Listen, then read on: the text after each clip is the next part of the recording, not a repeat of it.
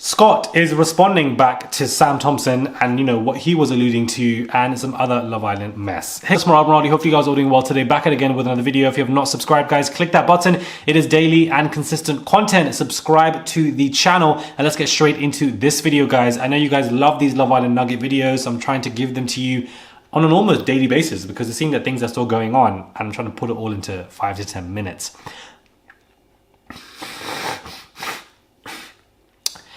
So Scott is responding to Sam Thompson, who was on his podcast, basically saying that Scott was being rude to the producers, basically clicking at them, saying that, you know, come here, demanding stuff or whatever. And Scott has responded back to Sam saying, Sam, like, what are you talking about? Like, Sam, when did this happen? Basically denying any of it and is upset. Now, I didn't expect Sam Thompson to come out and say this because he also is a co-host of the show. You should remain impartial because, you know, you are going to co-host future seasons of the show. So I just didn't think that it would go that way, to be honest with you. Like, I thought he wouldn't be saying anything like that. But clearly it's his podcast. He can do as he pleases.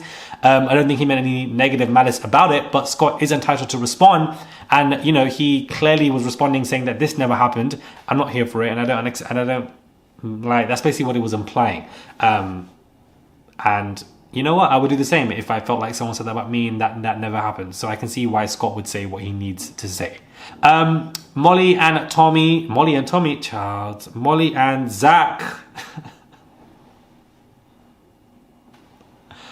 Molly and Zach on a podcast and basically saying that, you know, they don't need to be friends with Kady ever again, that they'll remain civil when they see her, but we don't need to be friends with her because, you know, it's an ex situation. And I'm so glad that they said this because you don't need to be friends with an ex situation in your relationship during the villa because the show has ended now. You don't need to do any of that. You don't even need to remain civil. Why? Why? I don't want to be friends with you because you want to opt in my relationship, so just move. I'm glad they said that because you just don't need to do it and I'm refreshed by it. We'll see what these islanders get in terms of, you know, it's only been a couple of weeks since the season ended. Well, it's been 2 weeks exactly since the season ended, so, you know, it's quite early days, but we'll see in a month or 2 times, you know, if any of these islanders bag any good deals with, you know, clothing, presenting, radio, etc. I'd be keen to see where these people go with that, and I'm definitely here for it, and just to see, you know, where they go. A lot of people, when I was referring to an islander yesterday who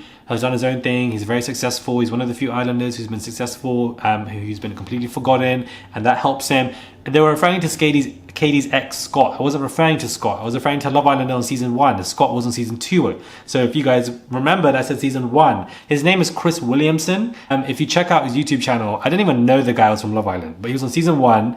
If you look at his content and what he's doing on YouTube, he's mastered it very well. You can see he's posting daily and consistent. Well, not daily, but consistent. He's doing, you know, interviews, etc. He's been on YouTube for a very long time. He's been trying, and his subscribers have been great. 1 million subscribers on YouTube equates to like 10 million on TikTok or like 10 million on Instagram. To gain following on YouTube is thrice harder than any other platform. But what I say is, even though YouTube is the most hardest platform to build on, it is the most rewarding. Take from that information what you will, but it is the most rewarding. And I feel like he's done very well in that moment. Somebody else said yesterday, there's too much pressure on these islanders, and, you know, if Molly May came on this season of Love Island, she would be just the same as the other previous ones, not as successful. And I would disagree with that. I would honestly disagree with that because it's not just about yes, there's many components to her success, her race, obviously. Timing definitely helps, and with the man that she found, obviously all these components matter, but she is a hard worker, and I feel like people try to pretend that she's not, but she most definitely is when it comes to her YouTube content. She most definitely is when it comes to her deals and her own visions and what she wants to do. And so that is a huge component to somebody's success. And I'm sure that many islanders from this season might have that similar and will continue to, you know, have some level of success. But I don't think it's also just about timing. It's also about your consistency and, you know, your intention to how hard you want to work. And I do think that a lot of these girls that come out of these reality TV shows, they expect it to be a silver platter. They expect things to just come to them. They expect to just deserve help. And that's just not how it goes. You have to put your head down and work and fail 25 times before you succeed the first time. That's also what happens as well. Also, saturation. So many reality TV shows now. Big Brother's launching in September. If that turns out to be this huge season, they're going to turn into influencers because of the way the world works now, even if they weren't before. Love Island in the summer will be forgotten.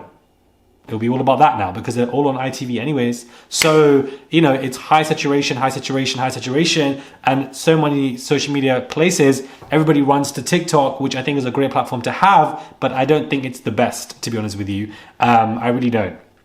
I also think that I'm glad that I invested in time like this because I feel like short form content, which is you're just Instagram Reels, YouTube Shorts, TikToks, you are just going back and forth all day like a zombie. And I know some people, and even me, like when I'm doing it, I'm trying really hard to stop now. And when I'm doing it, it's like, so let me just, like when I'm actually just doing, and I'm doing this, it's like my brain, it's like my brain wants me to stop. Like I want to stop scrolling, but it's like my hands are, it's like I'm not in control of my hands. It's very scary, guys.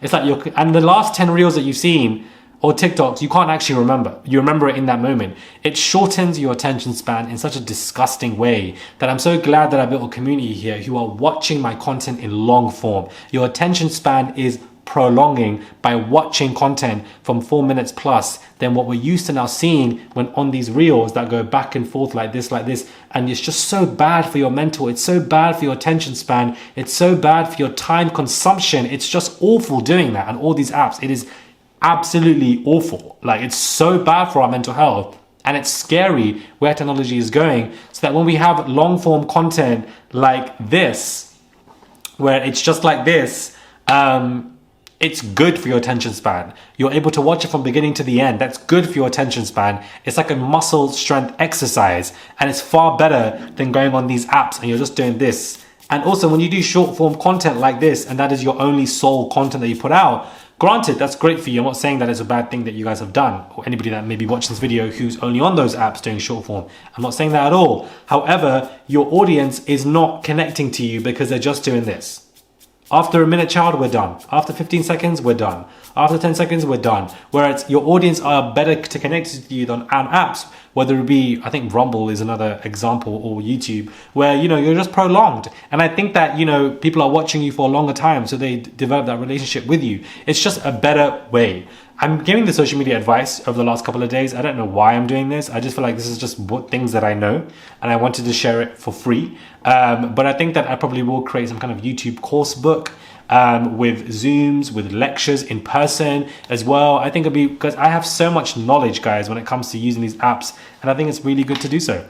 Anyways, let me know what your thoughts are when it comes to this video. Subscribe to the channel, click that button. It is daily and consistent content. Subscribe. I would really appreciate it. Because it's everyday fresh content here. I am hard working in doing so. This is a consistent, disciplined strategy, and it's not easy to do so, guys. And you know, all this content you're watching it for free anyways. Subscribe to the channel, click that button, and I'll catch you guys soon for another review.